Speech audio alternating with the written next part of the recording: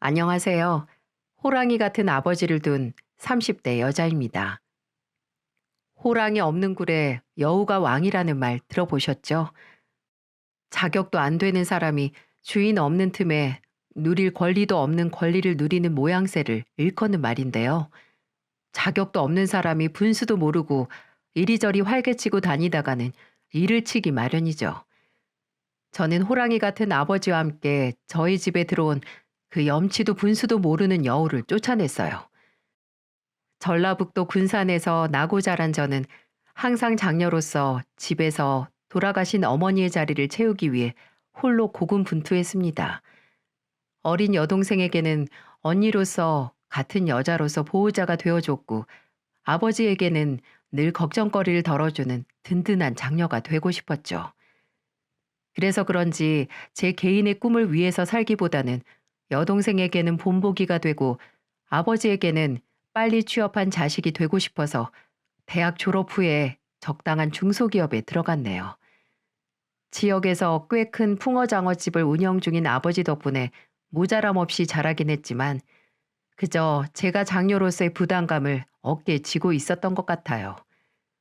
어쩌면 아버지의 손 때문일지도 모르겠습니다. 아버지는 지금보다 젊으셨을 때 공장에서 일을 하시다가 기계 사고로 인해 왼쪽 손목을 절단하는 큰 수술을 하셨거든요. 아버지 손의 부재는 늘 제게 커다란 마음의 짐이었어요. 우리를 위해, 가족을 위해 일하시던 아버지는 손까지 잃으셨으니 전 자식으로서 절대 실망을 안겨드리지 않아야겠다는 부채감이 조금은 강박적으로 자리 잡았습니다. 또 여동생은 어린 나이에 저보다 일찍 결혼해 서울로 거처를 옮겼기에 저와 아버지는 둘이서 더 많이 의지를 하고 돈독해졌죠. 가깝게 살던 고모는 늘 제게 젊은 애가 재미없게 산다고 타박을 하셨네요. 그리고 제가 스물 후반이 되어갈 즈음 고모께서 남자 하나 소개시켜 줄 테니까 연애 좀 하고 살라고 하더군요. 아버지께서도 장성한 장녀가 괜히 본인 때문에 혼자인 게 아닌가 싶어서 걱정을 하신다는 겁니다. 고모는 고모가 봉사활동을 하는 곳에서 만난 청년이 참 괜찮다고 한번 만나보라고 하시는 게 아니겠어요? 그땐 연애 생각도 딱히 없었지만 고모가 절 생각해서 권하신 것도 있고 아버지도 절 걱정한다고 하시니까 눈 딱 감고 나갔죠. 그곳에서 저는 남편을 만나게 됐고요. 유기견 보호소와 보육원, 독거노인 돌봄 자원봉사 등등 남을 돕는 데서 보람을 느낀다는 남편은 만나만 봐도 딱 열정이 넘치는 사람이었어요. 상지 씨, 고모님께 말씀 많이 들었어요. 보육원 자원봉사 날 처음 뵀는데 고모님 조카가 아주 미인이고 착하다고 칭찬이 자자해서 기대 많이 했죠. 어제 잠도 못 자고 나왔다니까요. 아, 진짜 우리 고모 괜히 기대만 부풀리셨네요. 오늘 실제로 보고 실망하신 거 아니에요? 아니요. 오히려 제 상상보다 훨씬 좋은 분이 나오신 것 같은데요. 역시 상상은 실제를 따라가지 못하는 것 같아요. 아우, 비행기 진짜 잘 태우시네요. 자동차 만드는 일 하니까 비행기보단 자동차겠죠?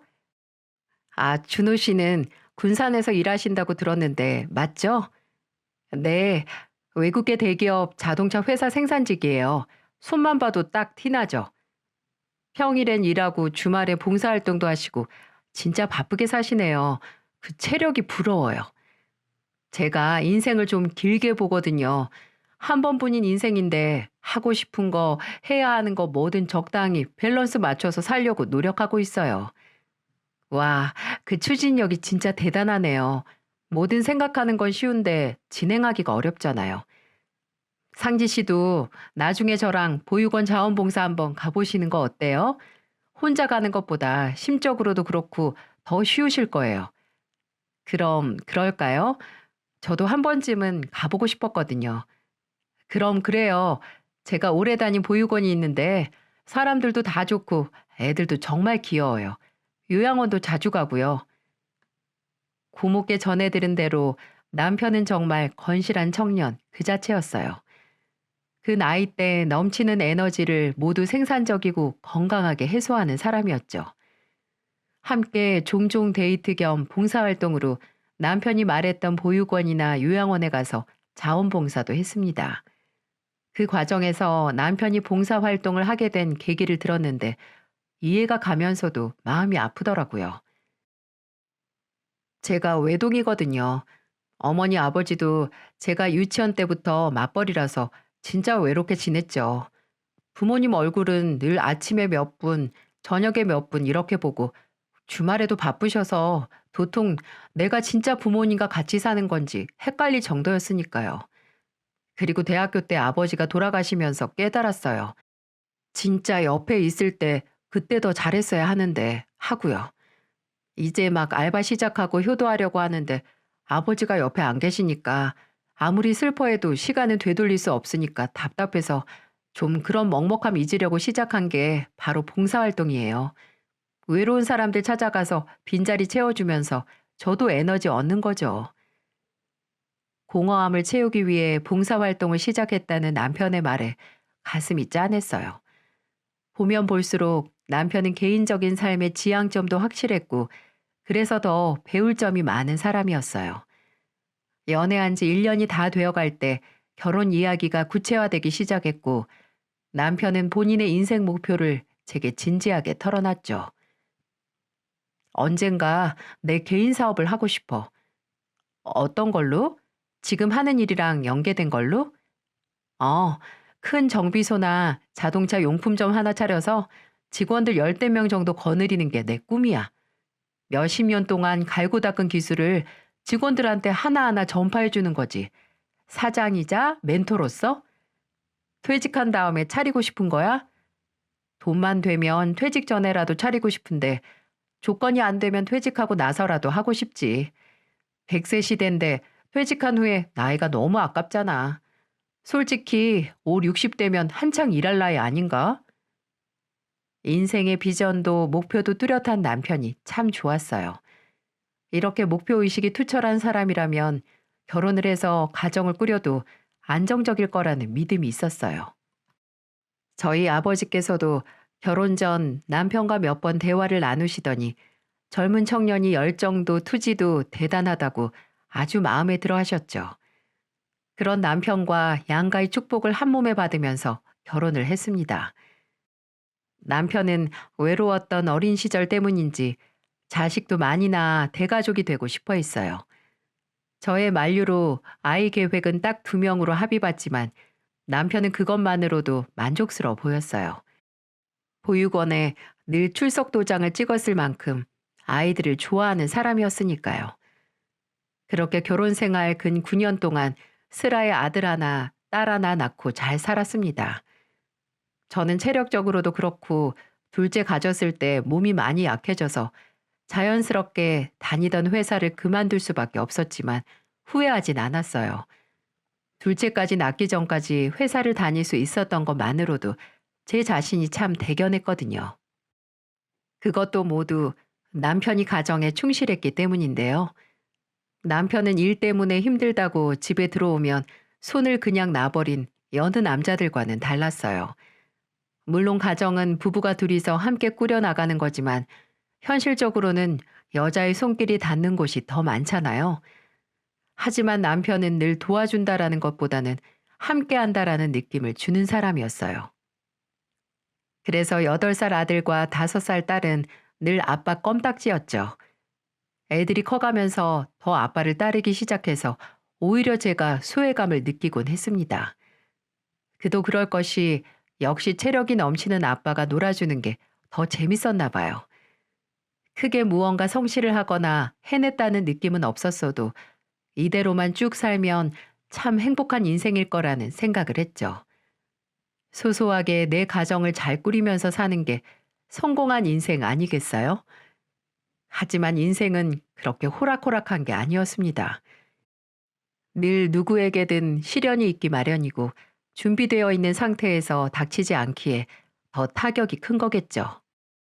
남편이 일하는 생산직 공장이 문을 닫으면서 한순간에 남편이 실업자가 되어버리고 만 겁니다. 남편은 그야말로 패닉 상태에 빠지고 말았어요. 당장 먹여 살릴 자식이 2명이나 있는데 미칠 노릇이었죠. 그야말로 마른 하늘의 날벼락이었습니다.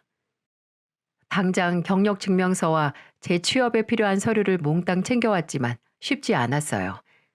남편의 경력도 나이도 모두 애매했기 때문이죠. 남편을 원하는 곳에서는 그 전에 확실히 못 미치는 연봉을 제시했고, 남편이 욕심내는 곳에서는 남편의 서류를 거들떠 보지도 않았어요. 잘 갔다 왔어?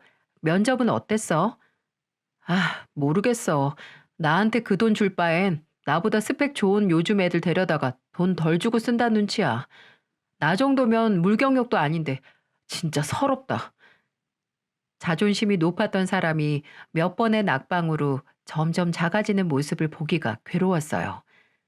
저는 남편의 재취업이 늦어질수록 제가 뭐든 일할 준비를 해야겠다고 마음을 먹었죠. 그런데 죽으라는 법은 없나 봅니다. 남편의 실업 소식을 들은 아버지께서 구원의 손을 뻗어주신 거죠. 아버지는 어느 날 제게 전화를 하셔서 물으셨어요. 상지야, 구서방 어디 일할 곳은 찾았니? 아니요, 똑같아요. 저번 주에 친구 소개로 면접 보고 왔긴 한데 거의 신입으로 들어가는 거나 같은 사무직이라서 마음에 내키지 않나 봐요. 그래? 그럼 구서방 내 식당에서 같이 일하는 건 어떻겠니? 네? 아버지 식당에서요? 그래. 물론 했던 일이 아니라서 낯설긴 해도 아무것도 안 하고 있는 것보단 낫겠지. 네가 잘 설득해서 이번 주에 집에 좀 들러라. 아버지가 말해볼게. 저야 아버지께서 남편을 써주기만 한다면 대환영이었습니다. 아버지 식당이야 늘 장사가 잘 됐고 사위이니 아버지께서 따로 신경을 써주시기도 할 거고요. 물론 가족끼리 사업을 같이 하는 건 아니라고 하지만 그때는 이미 남편이 일을 쉰 지가 5달 가까이 될 때라 물불 가릴 처지도 아니었고요. 남편은 이 얘기를 듣더니 처음에는 반색했습니다. 서비스업이니 식당 일이니 생각해 본 적도 없다면서 자신이 없다고 하더군요. 저는 남의 식당에서 일하는 것도 아니고 장인어른 식당에서 일하는 거니 어렵지 않을 거고 아버지도 많이 도와주실 거라고 자신감을 줬어요. 당신이야 뭐든 열심히 하니까 빠르게 배울 거라고요. 그 주 주말에 아버지 댁으로 남편과 갔고 아버지는 남편을 앉혀두고 말씀하셨어요. 물론 하고 싶은 일을 하면 좋지만 지금은 책임감이 더 중요할 때라고 생각하네. 뭐든 시작하게 되면 다른 길이 열릴 수도 있는 거 아닌가. 장인이 식당 종업원으로 부려먹는다고 생각하지 말고 가족으로서 같이 일한다고 생각해. 물론 내가 월급도 넉넉하게 챙겨줄 테고 다른 사람도 아니고 내 딸 배우자인데 남보다는 내가 자네를 더 믿고 맡길 수 있겠지. 그리고 자네도 나한테 믿음을 줘야 되고 같이 일해보자고 구서방. 어? 남편은 아버지의 말에 오열을 했습니다. 본인이 괜한 자존심을 부린 것 같다고 자신이 한심하다고 하면서 울었어요. 그리고 그런 자신에게 금같이 귀중한 기회를 주셔서 너무 감사하다고 꼭 믿음에 보답하겠다고 하면서 말이죠. 그렇게 남편은 아버지의 일을 돕기 시작했어요. 아버지가 주신 믿음과 기회에 보답하기 위해 밤잠 설쳐가면서 일했죠. 주방 보조일도 서빙 일도 가리지 않고 열심히 했습니다. 제일 먼저 출근해서 제일 늦게 퇴근하는 남편은 매일 직접 새벽 시장에 가서 재료를 떼오기도 했습니다. 연중 무휴인 식당에서 하루도 쉬지 않고 일하는 남편을 보면서 아버지도 본인께서 맞는 선택을 하셨다고 좋아하셨어요. 늘 대면대면한 장인과 사이였는데 함께 일을 하기 시작하면서 부자 사이처럼 가까워져서 돈독해졌네요.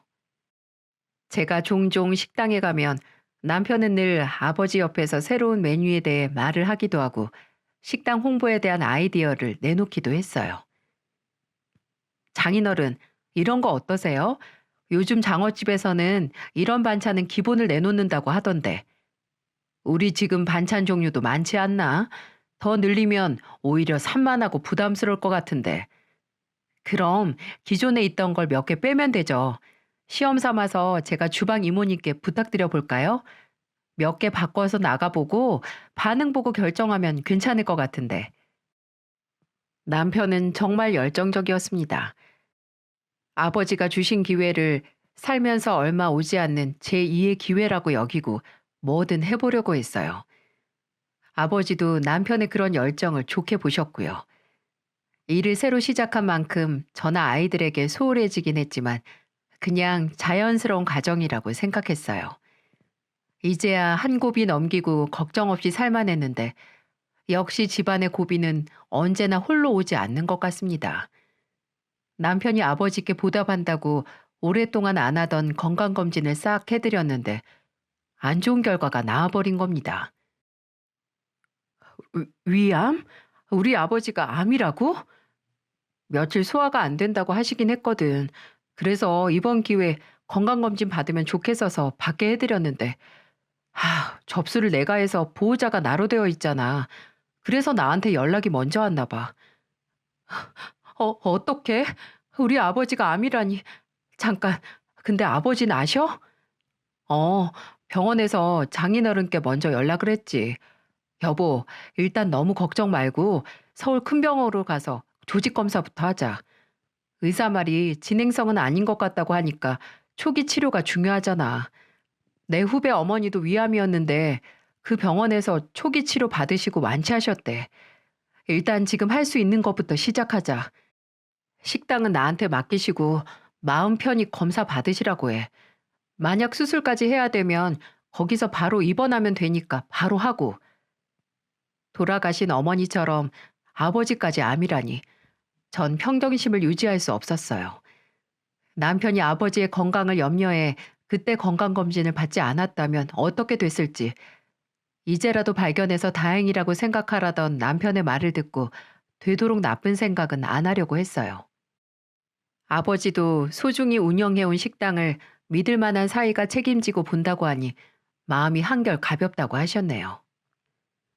전 시어머니께 아이들을 맡기고 아버지를 모시고 서울에 있는 대학병원으로 갔습니다. 아버지는 조직검사 후 2주 뒤에 다시 서울로 올라와서 위암 2기 판정을 받으셨고 절제 수술 후에 경과를 보고 항암 치료 계획을 잡기로 했습니다. 남편은 계속 제게 전화해서 아버지의 상태를 체크했어요. 장인어른은 좀 어떠셔? 검사는 끝났어? 의사는 뭐라고 해? 수술 날짜는 잡았고? 그리고 끝에는 검사를 다 마친 아버지를 바꿔달라고 했죠. 어, 그래, 구서방. 그래, 그래. 식당은? 아유, 당연히 구서방이 있으니까 걱정 없지. 알았네. 그래, 끊겠네. 아버지, 그 사람이 뭐래요? 식당 걱정 하나 하지 말고 건강 회복하는 데만 전념하라고 하네. 아주 든든해. 아버지는 한 달 정도 뒤에 수술 날짜를 잡으셨고 그동안은 아예 식당 일을 쉬기로 결정하셨어요. 몸 상태도 상태였지만 남편이 아버지께 쉴 때는 쉬어야 한다고 설득했기 때문이었죠. 아버지 수술 전까지는 전 아버지 댁으로 출퇴근하듯이 하면서 아버지를 돌봤습니다. 아버지는 애 돌보는 것도 아니고 성가시다면서 극구 사양하셨지만 일단 암이니까 드시는 게 제일 걱정돼서 참을 수가 없더라고요. 남편도 위암에는 뭐가 좋네 하면서 무슨 버섯도 구해다가 제게 쥐어서 보내곤 했습니다. 아버지의 빈자리가 크긴 컸는지 남편은 더 바빠지고 집에 돌아와서 있는 시간이 적어지더군요. 아버지 수술 날짜가 다가오자 제게 일정을 묻더니 이런 소리를 하는 겁니다. 당신 수술 전전날부터 쭉 병원에 있을 거지? 일주일, 아니 8일이다. 경과 봐야 확실할 것 같아. 그때 애들 데리고 갈 거야?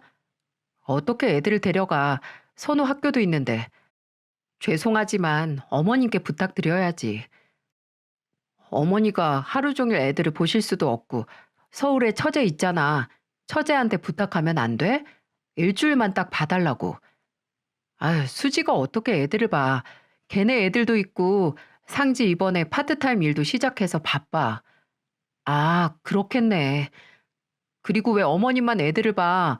당신이 출근 전이랑 퇴근 후에 보면 되는데. 난 일이 너무 많으니까 그러지. 아, 장인어른 안 계시니까 아주 문 닫으면 파김치야, 파김치. 일단 알겠어. 내가 어머니한테 말씀드려볼게. 식당 일이 얼마나 힘들면 그럴까 싶긴 했지만 일이 바쁘고 힘들다면서 점점 애들과 함께하는 시간이 줄어만 가는 게 걱정이 되긴 하더라고요. 하지만 당장 아버지 수술이 더 걱정이었기에 나중에 한번 날 잡고 얘기를 해봐야겠다 마음먹었죠. 그리고 아버지 수술 날이 다가왔어요. 전날 아버지가 새벽같이 서울로 와서 입원 수속을 밟았고 수술 당일에 로봇 수술로 절제 수술을 받으셨어요. 아버지가 수술에 들어가 계신 동안 서울에 살고 있던 동생 부부가 와서 함께 있어줬어요.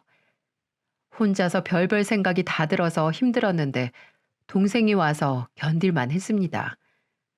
다행히 아버지 수술은 별다른 문제 없이 성공적으로 끝났고 의사 선생님은 후유증과 부작용, 면역력 문제가 중요하니까 입원 중에 경과 관찰을 하자고 하셨죠. 남편에게도 전화해서 수술이 잘 끝났다고 말을 하니까 남편이 그제서야 밥을 먹을 수 있겠다고 하면서 안심하더라고요. 며칠 아버지 옆에서 간병을 하느라 몸도 힘들고 애들 걱정이 되긴 했지만 이렇게라도 안 하면 후회할 것 같았어요. 아버지가 입원하시고 3일 정도 지났을 때 동생이 병원으로 찾아왔습니다. 언니, 내가 있을 테니까 집에 갔다 와. 너 일은 애들도 있잖아. 오늘 내일 휴가 냈어. 우리 애들이야 남편이 보면 되고 언니 애들보다 손이 덜 가는 나이니까 언니도 가서 좀 쉬고 애들 얼굴 좀 봐야지. 그래, 상지야. 가서 좀 쉬고 와. 수지 너도 있을 필요 없다. 내가 뭐 어린애도 아니고 하루 이틀 병원에서 혼자 잠 못 자겠냐? 아버지 때문에 있는 거 아니에요. 남편이랑 자식하고 좀 떨어져 있고 싶어서 그런 거네요. 언니, 걱정 말고 다녀와. 아버진 나한테 맡기고. 얘들이 애비를 아주 애기 취급하고 있어. 5일 동안 병원에서 지내느라 힘들기도 했고 집에 있는 아이들도 걱정이 돼서 알겠다고 했습니다. 그래서 바로 기차 끊고 내려갔죠. 가는 길에 어머니께 전화를 해서 지금 집으로 간다고 말씀드리니까 저희 집이 아니라 시댁에 애들과 함께 있다고 하시더라고요. 오늘은 저희 집이 아니라 시댁으로 데려가셨나 보다 생각하고 곧장 시댁으로 갔습니다. 제가 없는 동안 애들을 보느라 힘드셨을 시어머니께 드릴 과일과 고기를 좀 사서 말이죠. 어머니, 저 왔어요. 어머, 너 병원에 있어야 하는 거 아니냐? 동생이 와서 하루 봐주기로 했어요. 휴가 냈대요. 이거 고기인데 바로 냉장고에 넣으시고요. 과일은 여기 둘게요. 아유, 뭘 이렇게 바리바리 들고 왔어. 사돈 어른은 좀 어떠시냐? 수술은 잘 됐다고 들었는데. 네, 염증 수치도 아직 괜찮으세요. 회복 잘하실 것 같아요. 선우랑 지우는요? 지우는 낮잠, 선우는 안방에서 숙제한다. 거실로 들어서면서 애들을 찾는데 시어머니 댁 거실에 가득한 애들 물건으로 기함을 했습니다. 애들이 덮는 담요, 장난감, 책 등등 여기가 시어머니 댁인지 저희 집인지 헷갈릴 정도였죠. 어머니, 무슨 물건을 이렇게 많이 들고 오셨어요? 치우기 힘드시게. 애들이 할머니 집을 지들 놀이방으로 쓰네. 일주일 내내 있어야 하는데 이 정도 장난감은 챙겨와야지. 네? 무슨 소리세요? 애들이 계속 어머님 댁에 있었어요? 그 사람은요? 저희 집으로 오셔서 그 사람 없는 동안만 봐주시는 거 아니셨어요? 걔 일이 너무 바쁘다고 애들 볼 여력도 안 되신단다. 식당이 얼마나 잘 되는지. 그래서 너 서울 가는 날 준호가 데려다 주고 갔어. 그 후로 여직 여기서 있었고. 그래서 지금 내 허리가 아주 만신창이다. 만신창이야. 분명 본인이 평소보다 일찍 퇴근해서 애들을 본다고 했으면서 약속을 지키지도 않고 저를 속인 남편에게 화가 났어요. 병원에 있을 때 애들은 잘 있어 라고 물으면 그냥 지금 자, 화장실에 있어 이러면서 저를 속인 겁니다. 대체 그 식당 일이 바쁘면 얼마나 바쁘다고. 일단 시어머니에겐 애들을 오늘 집으로 데려가서 재우겠다고 하고 집으로 왔습니다. 남편에게 이 일을 따지기 위해 기다렸지만 남편이 퇴근한 시간은 밤 12시가 넘어서였어요. 식당 문을 닫는 시간이 10시인데 말이죠. 지금 들어와? 대체 식당 문 닫고 뭐 하다가? 언제 왔어? 장인어른은, 장인어른은 혼자 두고 온 거야? 지금 수지가 있어. 다른 말로 돌리지 말고.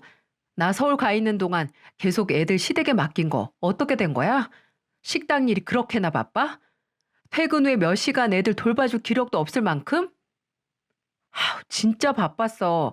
장인어른도 안 계시고 이번엔 직원이 한 사람 그만두기도 했고. 그렇다고 애들을 며칠 동안 시댁에 둬? 시댁이랑 선호학교랑 얼마나 먼데. 버스도 탈 수 있는 나이잖아.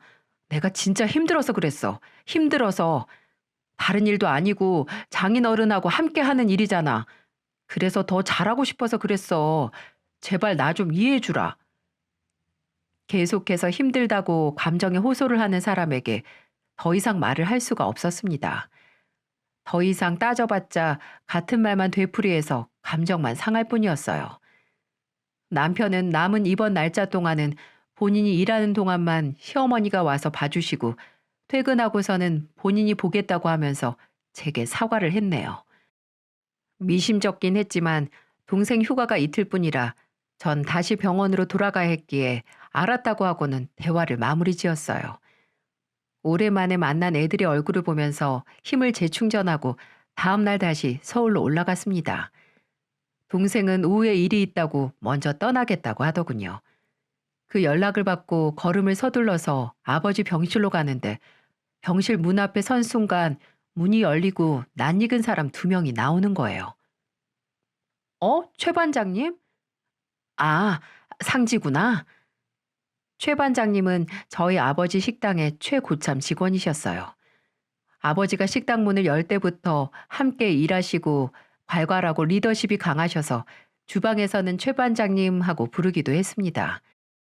아버지 병실에서 나오는 최 반장님 옆에는 종종 얼굴을 봐온 종업원 분께서 함께 계셨죠. 두 분이서 아버지 병문안 오신 거예요? 아유, 여기까지 오시고 감사합니다. 그래, 상지 너도 고생이 많구나. 사장님 잘 돌봐드리고 다음에 보자. 언제 오셨는데 벌써 가세요? 더 있으셔도 되는데. 아니야, 오래 있었어. 너도 몸 챙겨라. 살이 쪽 빠졌네. 그럼? 평소 같았으면 지금 목소리의 3배는 되실 분이 조용한 모습을 보이시니 이상하더군요. 병원이라서 그런가 싶은 생각을 뒤로하고 아버지 병실로 들어갔죠. 아버지, 저 왔어요. 최 반장님 나가시던데 말씀 많이 하셨어요? 여기까지 오시고 진짜 아버지 생각하는 건 최 반장님 뿐이라니까. 병실로 들어가면서 제가 밝게 이야기를 했는데 아버지는 어두운 표정으로 뭐라 대답을 하시지 않으셨어요. 아버지, 왜 그러세요? 어디 안 좋으세요? 선생님 호출할까요? 아니다, 아니야. 너 집에 갔을 때 구서방이 식당 일 얘기 안 하든 무슨 문제가 있었다고. 아니요, 그냥 일이 많고 힘들다는 말밖에는. 직원 1명 그만뒀다는데 아까 최 반장님이랑 같이 왔던 종업원이 그만둔 직원이에요? 아니, 최 반장이 그만뒀다고 하는구나. 예? 최 반장님이요? 왜요? 말이 그만둔 거지. 구서방이랑 싸우고 거의 잘리듯이 그만뒀다고 하는데. 아버지, 아무리 아버지가 그 사람한테 식당을 맡겼다고 해도 최 반장님이잖아요. 최 반장님이 어떤 분인데 식당에서 일하신 지 거의 10년이 다 돼 가시는 분이 왜? 아까 같이 온 직원도 그러더라. 구서방이 식당에서 트러블이 많다고. 메뉴도 바꾸고 식당 운영 방식을 점점 바꿔서 직원들하고도 마찰이 생긴다고 하더구나. 참나, 이게 무슨 일인지 원. 대체 아버지가 안 계시는 동안 어떻게 일을 했길래 장장 10년을 식당에서 일한 최고참 직원이 그만둔다고 하신 걸까요? 이때부터 저는 점점 눈치채기 시작했어요. 아버지가 남편에게 식당을 맡기신 게 부뚜막에 개를 올려둔 꼴이라는 걸요. 저는 아버지께 제가 남편에게 자초지종을 물어보겠다고 했지만 아버지는 본인도 생각이 있어서 일을 하는 걸 테니 일단 넘어가자고 하시더군요. 최 반장님께는 아버지가 알아서 퇴직금을 챙겨주시기로 했고요. 아무리 사위이고 가족이라도 전 아버지가 남편에게 너무 많은 아량을 베푸는 건 아닐까 이런 걱정이 되기 시작했어요. 아무래도 남편이 적정선을 넘기고 아버지의 자리를 침범하는 건 아닌가 하는 불안감이 스멀스멀 꽃피우기 시작했죠. 그 후로 3일이 지났고 아버지는 무사히 퇴원을 하셨습니다. 며칠 후에 엑스레이 검사를 받기로 예약을 하고 집으로 돌아갔어요. 식당 일은 아직 복귀하지 않으시기로 했지만 아버지도 최 반장님 얘기를 들으시고 걱정이 되셨는지 집으로 가기 전에 식당에 먼저 들르셨어요. 장인어른, 어떻게 여기 오셨어요? 집에 들렀다가 오신 거예요? 오셨으면 일단 좀 쉬시지 그러셨어요. 아, 몸은 괜찮은데 좀 바뀐 게 많네. 저거 언제 바꿨어? 여기 테이블도 빠졌네. 아버지와 저는 식당에 들어가기 전부터 기함을 했습니다. 남편은 아버지가 안 계시는 동안 아주 제 식대로 식당 내부를 다 개조했더라고요. 식당 테이블 수부터 메뉴판, 밑반찬들 수까지 모두 바뀌어 있었어요.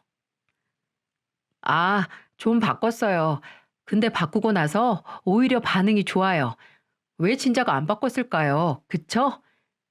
그래도 아버지 계실 때 바꾸지 그랬어. 아버지 의견이 제일 중요하잖아. 장인어른 편찮으신데 어떻게 이런 세세한 것까지 다 물어보면서 진행을 시켜. 오히려 장인어른이 더 스트레스 받으셨을걸? 장인어른 마음 상하신 건 아니죠?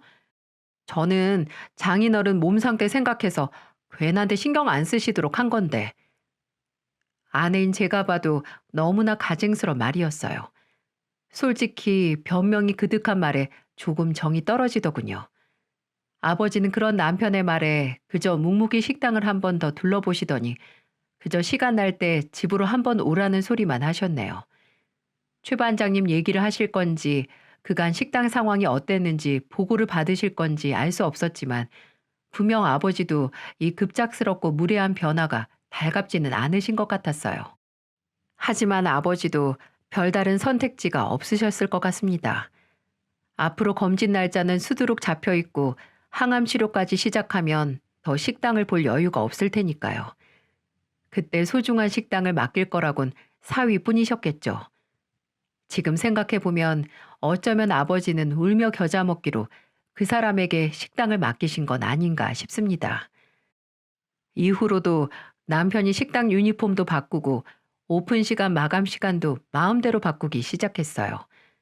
집에서 쉬는 아버지는 이 사실을 종종 일하는 직원들로부터 전해 들으실 뿐이었죠. 매번 아버지 댁으로 가서 식사를 챙겨드릴 때마다 아버지는 제게 그저 구서방 일 잘하고 있냐고 물으셨고 전 아버지를 대신해 남편에게 말을 꺼냈습니다. 당신 너무 아버지 식당을 멋대로 주무르는 거 아니야? 뭔 소리래. 난 장인어른의 낡은 식당을 어떻게든 더 깔끔하게 만들어서 손님을 오게 만들까 매일 골머리 썩혀가면서 일하는데 뭐든 좋다 이거야. 근데 아버지께 먼저 물어보기라도 해야지. 아버지 수술도 끝나셨고 그 정도 문제도 못 들으실 만큼 지금 몸 상태가 안 좋은 것도 아닌데 뭐하러 그렇게 번거롭게 일을 해? 장인어른은 나한테 일을 일임하셨고 난 내가 할 수 있는 만큼 일을 하는 건데 장인어른 오히려 나한테 고맙게 생각하셔야 돼. 내가 일 시작하고 나서 손님들이 얼마나 늘고 얼마나 젊어졌는데 매상 좀 보고 말해라. 이게 그냥 돈 문제야? 당신 최 반장님 짜는 것만으로도 권리 남용이야. 최 반장님이 아버지 식당에서 몇 년을 일하셨는데 그렇게 쉽게 그만두셔. 그건 또 어디서 들었대? 그건 다 이유가 있어서 그만두신 거야. 고집불통에 본인 말만 다 맞다고 고집하는데 고용인으로서 조치를 취할 수도 있는 거지. 근데 그 고용인이 당신이 아니라 우리 아버지인 게 문제지. 아, 내가 장인어른 걱정할 일 최대한 축소시키는 거라니까? 내 선에서? 아이, 그만 말하자.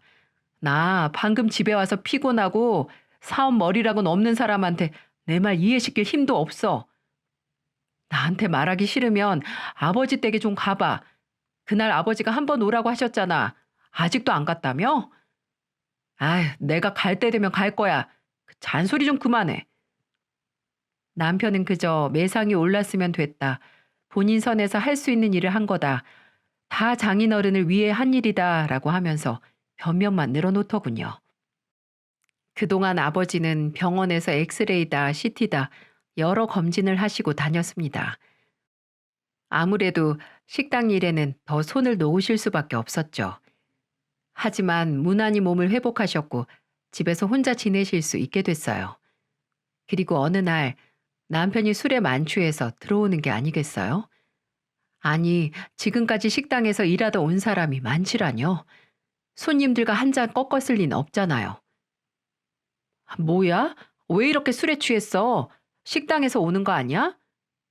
아, 당신 아버지 만나고 친구들 만나서 술 한잔 했어. 속상해서 술 한잔 했다.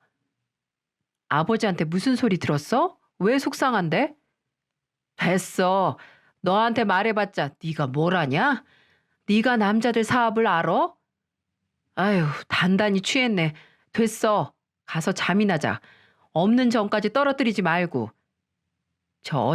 말하는 뽐새 지혜비 쏙 닮았네. 입 다물고 가서 잠이나 자라고 했지? 대체 아버지와 무슨 대화를 한 건지, 무슨 말을 들었길래 술에 취할 대로 취해서 제게 꼬장을 부리는 건지. 그때 처음으로 남편이 아버지와 함께 일을 한 게 후회되기 시작하더군요. 다음 날 술에 취한 남편은 그대로 뻗어서 오전 내내 방에 틀어박혀 잠만 잤습니다. 그리고 아버지가 말도 없이 저희 집으로 찾아오셨죠. 아니, 아버지와 대화하고 속상해서 술에 쩔대로 쩐 남편과 그 다음 날 바로 저희 집에 오신 아버지. 두 사람 사이에 대체 무슨 일이 있었는지 가늠할 수 없었지만 분명한 건 서로 감정 상하는 일이 있었고 아버지께서 먼저 화해를 하기 위해 오셨다는 거였어요. 아버지, 어떻게 오셨어요? 이렇게 일찍. 택시 타고 왔다. 아니, 그런 말이 아니라 무슨 일로 오셨냐고요. 필요하시면 부르시면 되잖아요. 뭐하러 여기까지 와요? 내가 못 걷는 것도 아닌데 무슨. 애들하고 구서방은. 선우는 학교 갔고 지우도 어린이집 갔죠. 구서방은 아버지, 구서방이랑 어제 무슨 말 하셨어요? 둘이 싸우신 거예요?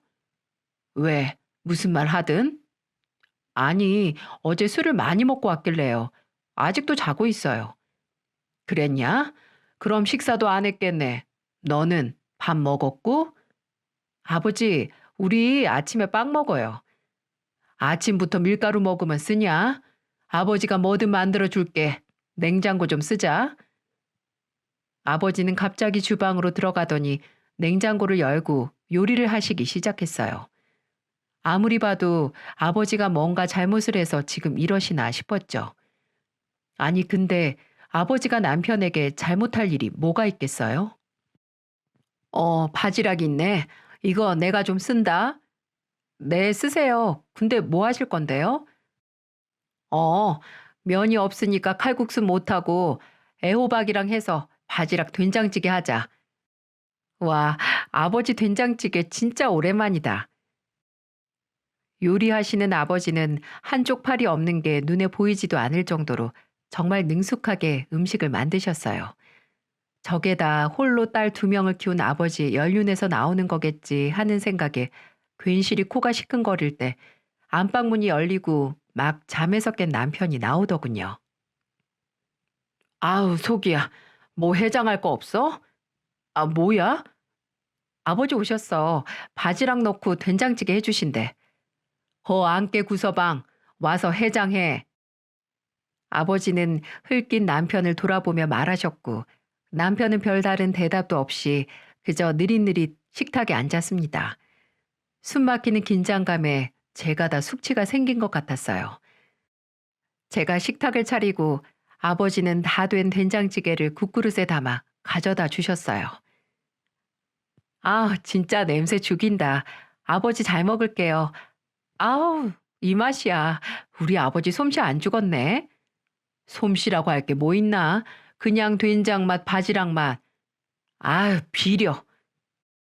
아니, 이건 다 무슨 소리죠?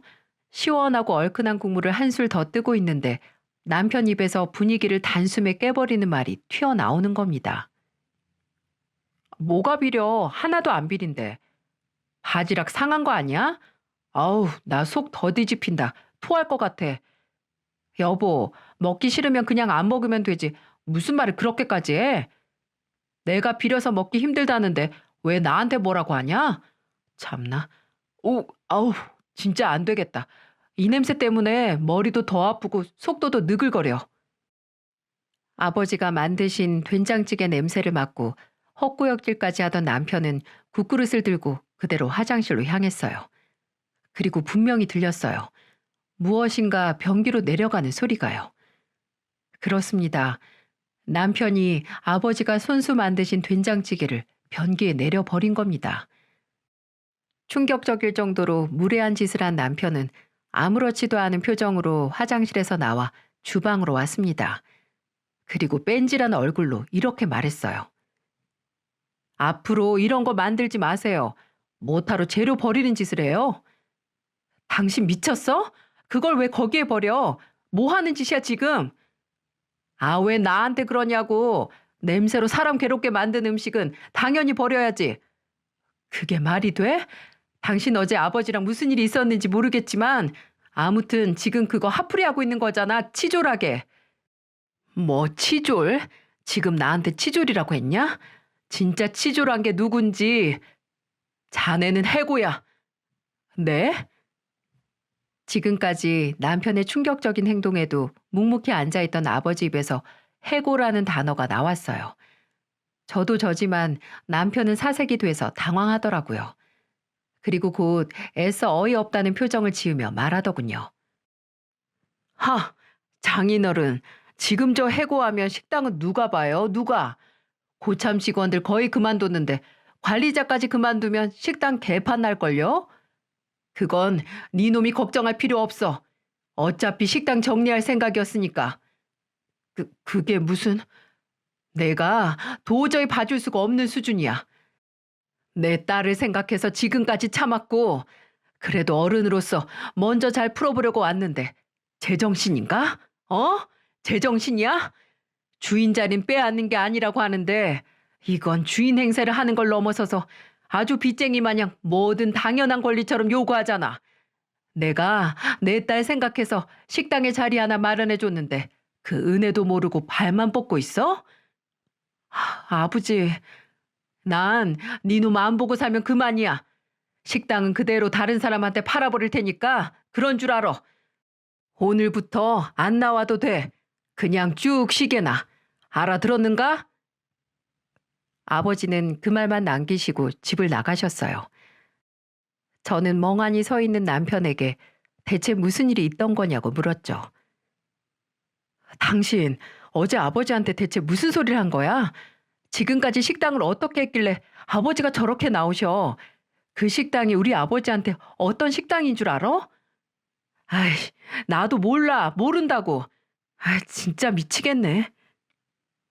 남편은 그저 머리만 벅벅 긁으면서 성질을 낼 뿐이었고 전 말도 안 통하는 인간은 두고 재빨리 아버지를 따라 나갔어요. 이미 집으로 차를 잡아 돌아가신 건지 안 보여서 아버지 댁으로 갔습니다. 하지만 아버지 댁에는 그저 정막만 있을 뿐이었어요. 전화를 해도 받질 않으셔서 그저 기다렸죠. 한 3시간 정도 지났을까 아버지가 댁으로 돌아오셨어요. 너 여기서 기다린 거냐? 그럼 어떻게 해요? 아버지 전화도 안 받으시는데 어디 갔다 오신 거예요? 아니 대체 무슨 일이에요? 식당을 팔아요? 아빠 진심이세요? 제 득달 같은 물음에 아버지는 한숨을 한번 쉬시더니 입을 여셨어요. 그리고 아버지 입에서 나온 말들은 저를 수치심에 숨이 막히게 만들었어요. 지금까지 구서방이 내 식당 가지고 이것저것 마음대로 하게 냅둔 건 다 새로운 시도라고 생각하고 넘겼다. 그런데 오랫동안 같이 일해온 직원들 마음대로 자르는 건 참지 못하겠어서 그날 집으로 한번 오라고 했던 거야. 뭐라도 설명이라도 들으려고. 근데 순지 변명만 하고 지 잘못은 없다고 하는데 내가 사람 잘못 봤다 싶더구나. 심지어 그날 집으로 온 것도 식당 얘기하려고 온 게 아니라 돈 빌려달라고 하려고 온 거더구나. 참나, 어이가 없어서. 돈을요? 그 사람이요? 왜요? 분점 낸다고 2억 빌려달라고 하더구나. 분점 내면 본인이랑 나랑 이렇게 사업적으로 부딪힐 일도 없을 거라고 살살 꼬시면서 말하는데 내 단칼에 거절했지. 나는 분점 낼 생각 없다고. 그게 속상하다고 집에 술을 먹고 들어온 거네요, 그럼. 아버지가 돈 안 빌려줬다고. 그랬겠지. 지금 식당 넘길 사람 만나고 오는 길이다. 아버지, 그래도 식당은. 그래, 그 식당이 어떤 식당이냐. 네 엄마 그렇게 가고 나한테 남은 게 너랑 수지, 그리고 그 식당뿐이었는데. 근데 상지야, 이 아비도 많이 늙었다. 그리고 이제 몸이 따라주질 않으니 처분하는 것뿐이야. 너무 크게 마음 쓸 거 없어. 그냥 끝이 이러리라고는 예상 못했던 거지. 그뿐이야. 오랫동안 소중하게 운영한 식당을 처분한다는 말을 애써 담담하게 하시는 아버지의 모습을 보면서 서글픔과 함께 울분이 치밀어 올랐어요. 언젠가 마주한 아버지의 은퇴를 그 인간, 내 남편이 앞당겨 다 망쳐버린 기분이었죠. 상지야, 난 네가 그런 염치 없는 인간이랑 사는 게 아휴, 마음이 좋지만은 않구나. 제 욕심 채우겠다고 그저 겉으로만 좋은 사위인 척한 거지. 속은 그저 시커먼 걸 이제야 한 거야. 한번 잘 생각해봐라. 네가 그놈하고 계속 산다고 해도 널 말리거나 널 안 볼 건 아니지만 내 딸이 그런 인간하고 사는 게 애비로서 통탄스러워서 그런다. 아버지의 말씀을 듣기 전부터 이미 예견된 일이라는 생각이 들더군요. 아버지뿐만 아니라 저 또한 남편의 구질구질한 모습에 치가 떨렸거든요. 아마 아버지의 일을 도우면서부터 일이 바쁘고 힘들다는 핑계로 애들과 제게 소홀히 했을 때부터 앙금이 시작됐는지도 몰라요. 이혼이 무서우면 걱정하지 마라. 아버지랑 같이 살면 되고 그게 아니면 너 자리 팔 때까지 뭐든 이 아버지가 도와줄 테니까. 고쳐 쓸 것도 없는 놈이랑 그저 세상 눈이 무섭고 애들한테 미안하다고 끼고 살 필요 없어. 저는 아버지의 따뜻한 말을 듣고 결정을 내렸어요. 아버지께는 걱정 마시라고 전하고 집으로 돌아왔네요. 애들이 집으로 돌아오기 전에 그 인간과 끝내야 했죠. 집으로 돌아가니 아까 그 모습 그대로 라면을 끓여 먹는 인간이 저를 반겨주더군요. 아, 먹는 게 처먹는 걸로 보이면 그 관계는 끝이라고 하던데 정말 딱 맞는 말이었어요. 당신 아버지한테 돈 빌려달라고 했다며? 2억씩이나. 너한테 일러 바치디? 내가 그랬다고? 당신 진짜 답이 없다. 그냥 끝내자. 당신같이 염치 없고 은혜 모르는 인간하고는 더는 못 살아. 당신 꼴이 지금 어떻게 보이는 줄 알아? 호랑이 없는 굴에서 지가 대장인 양 나대다가 쫓겨난 여우처럼 보여. 너희 아버지 나 못 잘라. 그 식당을 정말 파시겠냐? 그냥 하시는. 아까 넘겨받을 사람 만나고 오셨대. 이번 달 안에 정리한다고 하셨어. 직원들도 그대로 일하기로 했고 주인만 바뀌는 거야. 아, 또 당신 자리도 없고 다음 주인한테 당신은 해고된 직원이니까 받지 말라고 하셨대. 와, 진짜 너무하신다 정말. 이게 말이 돼? 내가 지금까지 어떻게 일했는데 이제 와서 나를 버려? 그깟 돈 빌려주기 싫다고? 진짜 남 좋을 일만 했네. 이렇게 은혜도 모르는 게 말이 되냐? 은혜? 당신 지금 은혜라고 했어? 헛소리 좀 하지 마. 우리 아버지 은혜 모르고 주제 넘게 까분 건 당신이야. 그리고 당신은 그렇게 나댔던 덕분에 아내도 애들도 잃은 거고. 꼴 좋다 여우야. 이제 굴에서 나와서 네 집으로 돌아가. 이제야 상황의 심각성을 좀 느낀 건지 사색이 된 남편이 저를 잡으려고 하더군요. 이렇게 끝내겠다고? 우리 애가 둘이야, 둘. 우리 애들 이혼 가정에서 키우고 싶어? 애들을 생각해서라도 그러는 거 아니야. 애들을 생각해서라도 당신 같은 아버지는 없는 게 나아. 본인 욕심만 채우려다가 가정이 파탄난 건데 끝까지 지 잘못 인정 안 하지? 그래, 내가 욕심이 과했어. 내가 잘못했다. 근데 나 다 우리 생각해서 그런 거야. 내가 성공해서 내가 잘 돼야 당신도 애들도 먹고 살기 편하니까. 그리고 그 결과가 이거니? 수고했네. 가정 망치느라 수고했어. 저의 단호한 모습에 남편은 되지도 않는 말을 수수수 늘어놓기 바빴어요. 뭐든 내뱉으면 제가 얻어 걸릴 줄 알았나 봅니다. 저는 그대로 제 짐과 애들 짐을 챙겼고 남편은 옆에서 저를 회유도 하고 협박도 했지만 그 어떤 것도 저를 붙잡을 수 없었어요. 우리 아버지 식당을 주제 모르고 빼앗으려고 한 인간 절대로 사양입니다. 저는 그대로 집을 나와 아버지 집으로 갔어요. 아버지는 묵직한 짐과 아이들을 데려온 저를 보고 순간 안쓰러운 표정을 지으시더니 이내 잘 생각했다고 하시며 제 등을 두들겨 주셨죠. 그때 눈물이 찔끔 나더군요. 애들 보기도 좀 창피했네요. 저는 바로 이혼 변호사를 알아봤어요. 다행인지 불행인지 제 친한 친구 중에 이혼 선배가 있어서 그 친구의 도움을 받기로 했죠. 제가 집을 나와 아버지 집으로 들어간 후에도 남편은 포기하지 않더군요. 참 끈질김 하나는 인정합니다. 한 번은 아버지 집으로 찾아와 무릎 꿇고 제발 한 번만 봐달라고 했어요. 장인어른, 제가 과했어요. 정말 죄송합니다. 제가 성공에 눈이 멀어서 제 가게 갖는 게 꿈이었는데 그 꿈에 눈이 멀어서 영혼을 판 거예요. 정말, 정말 죄송합니다. 그 꿈을 왜 남의 꿈을 빼앗아서 이루려고 하나? 더 할 말 필요 없어. 앞으로 눈앞에 뛰지 말어. 남편은 저와 아버지가 없으면 다시 실업자 신세로 돌아가는 게 두려웠겠죠. 얼마나 딱한 모습이던지. 하지만 저와 아버지는 절대로 마음을 돌리지 않았습니다. 아이들에게는 미안했지만 이미 결정된 일을 번복할 생각은 추호도 없었어요.